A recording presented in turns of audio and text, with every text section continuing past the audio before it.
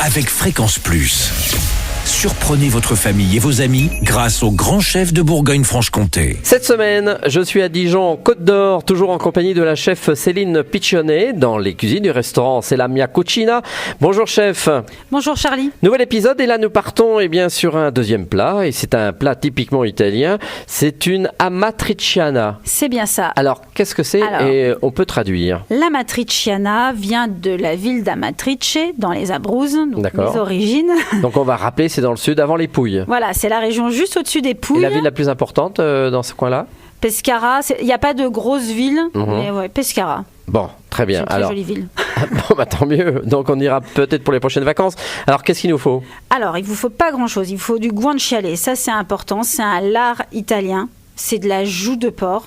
Qu'on peut trouver où? Chez moi. Voilà, oui, parce qu'en plus de faire restaurant, vous faites aussi des produits italiens ici. Voilà, on a épicerie fine, boutique traiteur, donc vous trouvez toute la charcuterie, fromage italien. D'accord, donc on l'a déjà pris. Guanciale, c'est très important pour cette recette.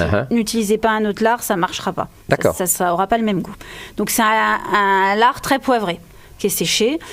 Donc il vous faut du guanciale, vous comptez environ 60-70 grammes par personne, c'est suffisant. 2 oignons rouges, on donne la recette pour 4. Et de la pulpe de tomate, environ 800 grammes. D'accord. Donc, vous coupez votre guanciale en gros cubes de 1 cm d'épaisseur, des lardons.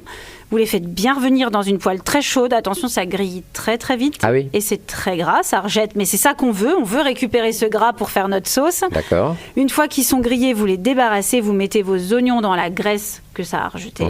Ensuite, vous mettez vos tomates. Vous remettez la moitié de votre guanciale et vous laissez compoter 20 minutes, une demi-heure maximum. Pendant ce temps-là, vous cuisez vos pâtes. Des pâtes fraîches, c'est mieux. Oui. Dès que vos pâtes sont cuites, ne les égouttez pas à la passoire. Prenez une pince, vous les mettez dans votre sauce directement. Elles vont finir de cuire, elles vont se gorger de sauce. C'est terminé. Vous mettez après quelques petits morceaux de guanciale que vous avez réservés. D'accord.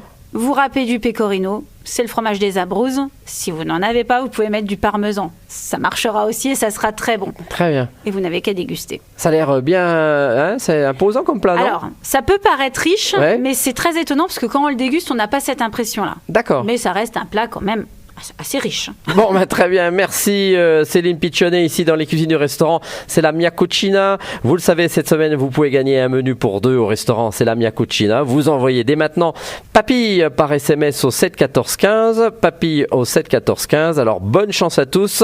Et pour le dernier épisode, ça sera le dessert et forcément, ça sera le tiramisu. Et d'ici là, chouchoutez vos papilles. Chaque semaine, découvrez les meilleures recettes des grands chefs de Bourgogne-Franche-Comté.